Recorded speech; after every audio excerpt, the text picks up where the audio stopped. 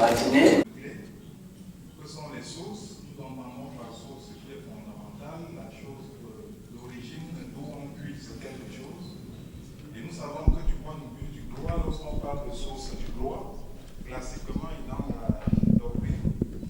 Et le professeur Frisserol nous le confirmera. Nous parlons de la tradition, des coutumes, de la législation, de la jurisprudence, mais bien entendu également de la doctrine. Donc il est question pour nous ici de voir quelles sont effectivement parmi toutes ces sources-là ce qui constitue et crée véritablement le droit à l'exécution.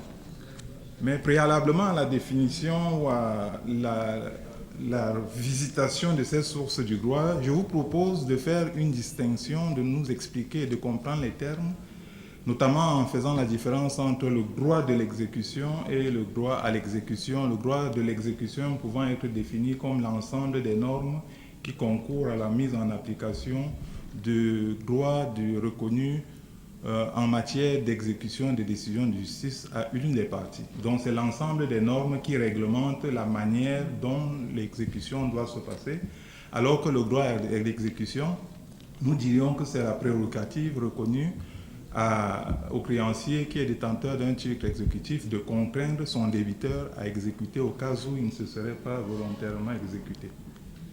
Ces précisions étant faites, nous disons que les sources du droit à l'exécution, elles sont tantôt législatives, elles sont tantôt jurisprudentielles. Pour parler de façon schématique, nous laisserons de côté les sources traditionnelles, les coutumes en ce qui concerne l'Afrique et également la doctrine. Ce travail que nous allons vous présenter sera en deux temps. Nous allons d'abord parler des sources du droit à l'exécution et dans un deuxième temps de la mise en œuvre du droit à l'exécution. S'agissant des sources du droit à l'exécution, nous parlerons, comme je l'ai dit, des sources législatives et ensuite des sources jurisprudentielles. Concernant les sources législatives, nous pouvons les circonscrire sur 3 points. Au plan international ou supranational, au plan communautaire et au plan interne. S'agissant du plan supranational, nous faisons référence ici aux différents textes internationaux qui sont adoptés et qui sont relatifs notamment aux droits de l'homme, à certains traités sur le plan international qui renvoient expressément et qui redéfinissent l'accès à la justice comme étant un droit fondamental. Et nous savons que ces traités et ces textes internationaux, pour la plupart du temps, sont intégrés dans le droit interne à travers la Constitution. Au plan communautaire, en ce qui concerne par exemple l'OHADA, nous dirions qu'il y a les sources primaires. Au nombre des sources primaires, ce que nous pouvons appeler sources primaires dans le droit communautaire OHADA, c'est le traité lui-même de l'OHADA qui fonde l'OHADA. Et nous avons les sources dérivées, qui sont les règlements, bien entendu, de la CCJA, mais surtout les actes uniformes dans celui qui nous concerne le plus, c'est l'acte uniforme portant procédure simplifiée de recouvrement des créances. S'agissant du plan interne, des sources au plan interne, nous avons les sources fondamentales telles que la Constitution. Nous avons également les codes, mais il faut entendre ici par code l'ensemble des règles, lois, décrets qui organisent les procédures d'exécution dans un pays et bien entendu les autres sources qui sont les lois applicables dans le pays concerné. Une précision devrait être faite ici pour dire que le droit à l'exécution, en réalité, tire sa source principale de la jurisprudence. Et nous l'avons vu, le droit à l'exécution est une construction jurisprudentielle. Et les développements qui auraient dû être faits par Mathieu Chardon allaient nous montrer effectivement que c'est la Cour européenne des droits de l'homme, dans un célèbre arrêt 11 bis contre Grèce, qui a effectivement donné naissance à cette notion de droit à l'exécution qui a été consacrée par ailleurs comme un droit fondamental. Les sources jurisprudentielles, donc, nous les voyons à travers les fonctions de la CCJA. Elles sont consultatives, elles sont jurisprudentielles, juridictionnelles, et bien sûr, en matière d'arbitrage, la CCJA fait également référence À travers les juridictions nationales, les jugements également constituent des sources du droit à l'exécution. Mais d'un point de vue fondamental et fondateur, nous ne cesserons de dire que c'est effectivement la Cour européenne des droits de l'homme, en combinant les traités et les déclarations qui sont les textes relatifs aux droits de l'homme sur le plan international, qui a réussi à dire que l'exécution fait partie du procès équitable et donc devrait être considérée comme un droit fondamental de la personne humaine. S'agissant de la mise en œuvre du droit à l'exécution, nous nous interrogeons sur son fondement. Le fondement du droit à l'exécution, en réalité, vient de ce que c'est un droit qui pose comme fondement le droit d'accès à la justice et pose également la nécessité d'avoir comme garantie son droit à réparation. C'est sous ce double aspect qu'il faut voir le droit à l'exécution et comprendre ce qui va motiver par la suite sa mise en œuvre. Ce qu'il faut comprendre, c'est que la justice n'est pas, notamment l'exécution des décisions de justice, ne relève pas de la justice privée. Et dès lors que l'État est tenu d'apporter son concours à l'exécution des décisions de justice, on voit bien que ce droit-là acquiert une autre dimension qui le distingue à peu près des autres droits subjectifs auxquels les citoyens peuvent prétendre. Dans la mise en œuvre du droit à l'exécution, il y a des conditions, mais la plus essentielle et celle qui est préalable, c'est d'être détenteur d'un titre exécutoire. Il faut absolument avoir un titre exécutoire pour prétendre à mettre en œuvre un droit à exécution. Et nous savons les définitions qui sont données du titre exécutoire, nous en avons la nomenclature dans l'essentiel des actes que nous manipulons tous les jours. Et donc, lorsque un acte n'a pas une reconnaissance, a été rendu dans un pays étranger, il faut absolument qu'il ait une reconnaissance et donc qu'il soit exécutoré dans le pays où il doit être exécuté. Donc, il ne suffit pas d'avoir un titre exécutoire, encore faudrait-il que ce titre exécutoire remplisse les conditions d'exécution dans l'espace où il est appelé à être mis en œuvre. S'agissant maintenant de la mise en œuvre même du droit à l'exécution, il faut dire que, comme rappelé par la Cour européenne des droits de l'homme, cette mise en œuvre de l'exécution doit simplement répondre aux critères du procès équitable. J'en rappellerai deux principaux critères. Il faut que ce soit une exécution loyale. La mise en œuvre du droit à l'exécution doit être loyale. Loyal veut dire que nous avons l'obligation d'informer le débiteur, tout comme le débiteur a également l'obligation quelque peu d'informer le créancier sur l'étendue de ses biens, de ses obligations lorsqu'une saisie est pratiquée. Ça implique également pour le débiteur et les tiers notamment de donner à l'huissier de justice qui est appelé à mettre en œuvre le droit à l'exécution toutes les informations concernant les biens du débiteur. Et bien entendu, la loyauté dans l'exécution suppose également le choix des mesures d'exécution appropriées. L'huissier de justice doit chercher des mesures qui sont aptes à faire en sorte que le créancier rentre dans ses droits et sans qu'il en existe un abus pour le débiteur. Le débiteur également ne doit pas faire obstacle à l'exécution et il doit y apporter tout son concours. Modérateur. Cela peut paraître très paradoxal de se poser la question de savoir s'il existe des droits de l'homme dans le droit à l'exécution. Nous avons déjà constaté que le droit à l'exécution, qui, vous le savez, favorise bien sûr les créanciers, les investisseurs, comporte un aspect économique essentiel. Et y a-t-il place pour les droits de l'homme alors qu'on est en train de parler de profit, peut-être de super profit, en tout cas d'économie, de macroéconomie ou de microéconomie? Eh bien sûr qu'il faut placer la problématique de la protection des droits fondamentaux dans le droit à l'exécution, et je vais essayer d'abord de poser la question et de répondre à cette première question, pourquoi des droits fondamentaux, et ensuite j'axerai sur une source essentielle qui est le Code mondial de l'exécution pour montrer comment le Code mondial protège les droits fondamentaux dans le cadre de ce droit à l'exécution. Alors d'abord, on pourrait essayer de définir ce que c'est qu'un droit de l'homme ou un droit fondamental. On s'accorde à dire que c'est un attribut conféré à la personne humaine, même si certaines sociétés, certaines personnes morales profitent aussi de droits fondamentaux. Mais généralement, on raisonne sur l'être humain, la personne humaine. Ce sont des attributs conférés à la personne humaine qui garantissent ses libertés et son épanouissement personnel, son développement personnel, bien sûr. Et ces droits sont définis par des normes juridiques supérieures. On a évoqué les constitutions, les traités internationaux ratifiés essentiellement. Bien sûr, nous n'allons pas ici lister la totalité des déclarations, conventions internationales et constitutions qui proclament les droits de l'homme. Il en est un grand nombre et on s'aperçoit que la plupart des droits fondamentaux sont des valeurs universellement partagées parce qu'elles sont attachées à la dignité de l'être humain, à la dignité humaine.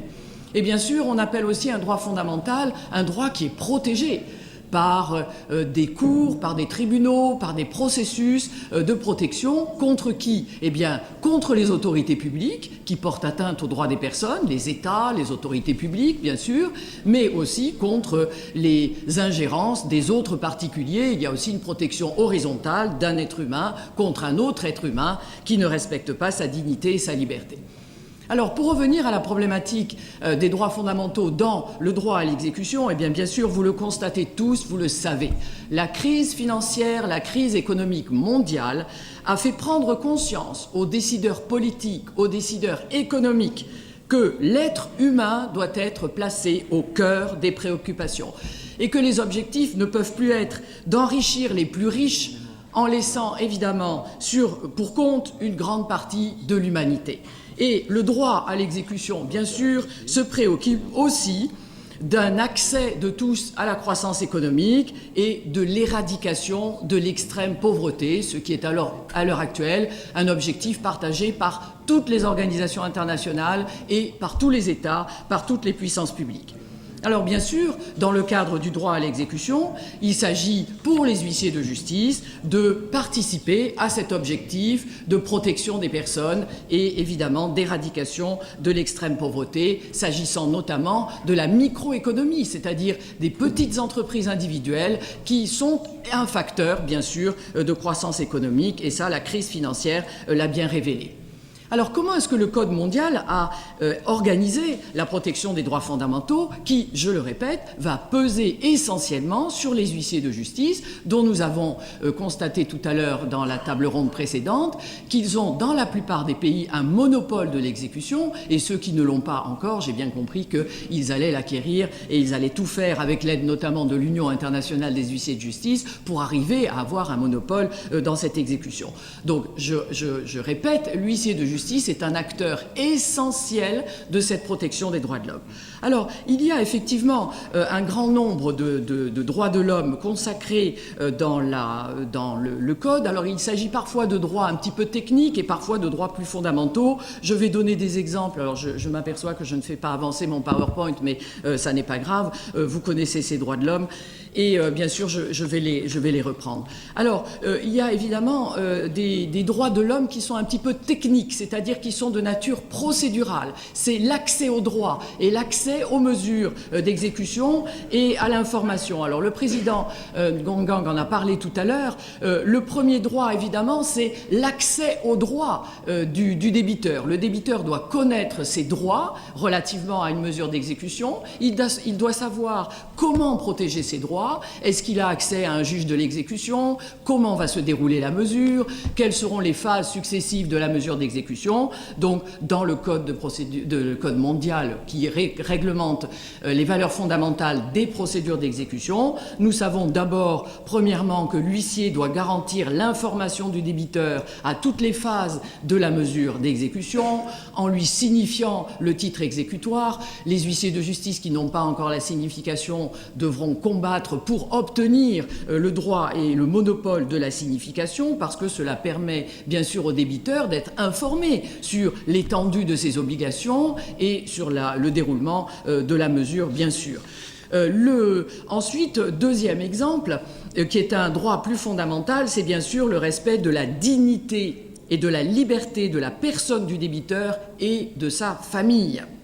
Il faut protéger la dignité du débiteur et de sa famille. Pourquoi? Eh bien, nous trouvons dans le Code mondial une première interdiction, c'est l'interdiction d'exercer des contraintes physiques sur un débiteur pour le paiement d'une dette civile ou commerciale. On ne doit plus subir une peine de prison, un emprisonnement, parce que on est débiteur dans un cadre civil ou commercial. Donc là aussi, dans le Code, on trouve l'interdiction, évidemment, d'exécuter sur la personne du débiteur une mesure ou sur celle de sa famille, bien entendu. Le deuxième droit fondamental, c'est tout simplement la protection du droit à la vie du débiteur et de sa famille. Nous en avons trouvé des exemples hier à travers la définition des biens insaisissables. Tous les biens qui sont nécessaires à la vie du débiteur et de sa famille ne doivent bien sûr pas être saisissables. Dans la plupart des législations, bien sûr, cette règle est prévue. Elle est prévue dans l'article 25 du Code mondial, bien sûr, de l'exécution, mais dans tous les systèmes, il existe des biens qui ne sont évidemment pas saisissables. Et d'ailleurs, dans les saisies des comptes en banque, puisque c'est quand même un bien qui est relativement répandu, dans les saisies des comptes en banque, nous connaissons tous la fraction insaisissable des comptes en banque, c'est-à-dire ce qu'on appelle le reste à vivre. Il faut nécessairement qu'une somme d'argent minimale demeure sur le compte en banque pour laisser le débiteur et sa famille, évidemment, subsister. Et le droit à la vie, c'est quand même le premier des droits. Troisième exemple, dans les garanties d'une exécution équitable, il a été aussi signalé tout à l'heure, c'est le droit du débiteur de ne pas être exclu du circuit économique. Le débiteur a le droit, évidemment, à une exécution, une mesure proportionnelle. Si un créancier est titulaire d'une créance de 1000, il ne doit pas pouvoir saisir des biens d'une valeur de 10 000, 20 000. Il faut que le débiteur, évidemment, puisse conserver à sa disposition la partie du patrimoine qui lui revient tout à fait normalement. Et donc, l'huissier de justice, là aussi, doit avoir le pouvoir de choisir la mesure d'exécution la plus adaptée à la situation pour pouvoir évidemment permettre au débiteur de continuer à faire fructifier ses biens, ceux qui lui restent lorsqu'il a payé bien sûr ses dettes. Et comme corollaire, un autre droit fondamental du débiteur dont nous avons entendu parler hier avec les soucis de la Banque mondiale, c'est ce qu'on pourrait appeler la faculté de rebond accordée au débiteur, le droit à une deuxième chance. Et dans le cadre des personnes physiques, nous devons évidemment envisager des procédures de surendettement qui permettent au débiteur de se rétablir, même lorsque ce débiteur est à la tête d'une micro-entreprise, même lorsqu'il est auto-entrepreneur. Il doit pouvoir revenir dans le circuit économique et se rétablir. Donc là encore, l'article 11 du Code mondial prévoit que les États doivent organiser des procédures permettant d'apurer le passif des personnes physiques, des petits entrepreneurs, pour leur permettre bien sûr de rebondir, de retrouver du financement et de réintégrer le circuit économique, de ne pas être exclus du circuit économique. Alors vous voyez que le Code mondial protège trois catégories de droits fondamentaux finalement. Les droits de l'être humain qui sont afférents à sa dignité, à sa vie même. Les droits procéduraux du débiteur, lui permettant de contester les procédures d'exécution et d'être informé sur ses droits. Et puis ensuite, les droits de nature économique, lui permettant évidemment de participer à la croissance économique, de se rétablir et de ne pas être un exclu de la société. Et dans ces conditions, bien sûr, je considère que les droits de l'homme ne sont pas une limite au droit à l'exécution. Ils procèdent de la qualité des droits à l'exécution et ils permettent de mettre en œuvre un droit à l'exécution social, équitable, loyal, et c'est bien l'objectif du Code mondial et bien sûr par son intermédiaire ce sont les valeurs prônées par l'Union internationale des huissiers de justice et je vous remercie. Merci Nathalie. Cela suppose, à mon sens, les droits de l'homme n'ont plus de limites. Et je pense que notre rôle sera toujours de rechercher cet équilibre pour éviter de nous retrouver d'un côté ou de l'autre, finalement. Merci Nathalie pour ton intervention. Alors, on me demande un exercice. Vous parlez plus près du micro. Plus près du micro. Plus près du micro. Voilà. Plus près. Non, voilà. Alors, pour traiter de nouvelles technologies, mise en place des réseaux, il conviendrait que l'on puisse définir le champ de notre intervention, mais tout en nous rappelant de tous ceux qui ont dû intervenir hier sur les nouvelles technologies et certains réseaux. Il s'agit ici de nous faire rappeler que tous les orateurs qui ont dû nous précéder nous ont renseignés sur l'importance que revêt l'usage des nouvelles technologies et les moyens de communication dont l'huissier de justice doit se servir pour une meilleure amélioration dans le travail et des tâches qu'il doit accomplir. Mais tout en insistant sur l'impérieuse nécessité d'observer les normes consacrées lorsqu'ils en arrivent à connaître des informations liées à des données à caractère personnel.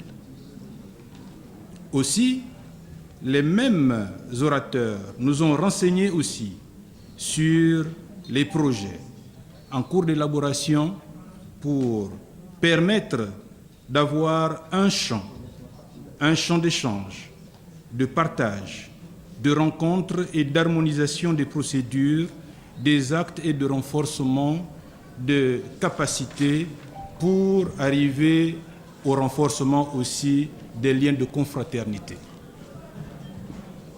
Parmi ces projets, ils ont dû citer le CADAC.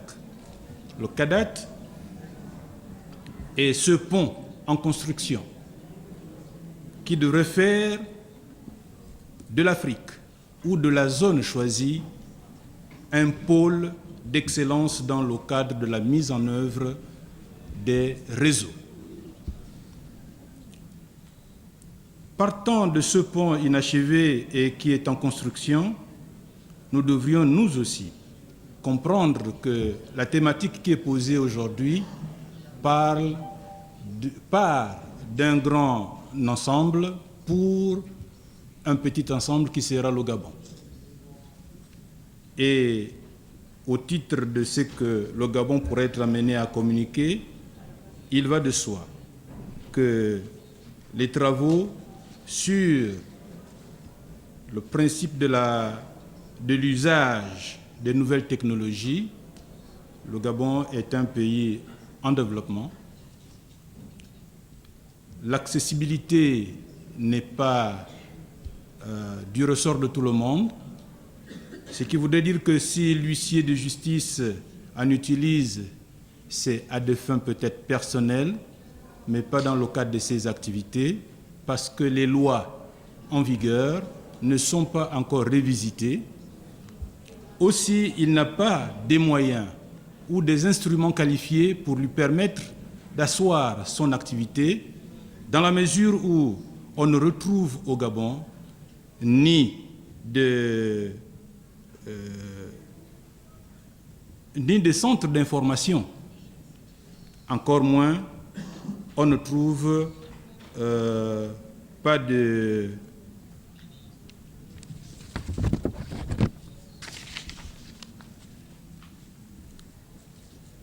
excusez-moi.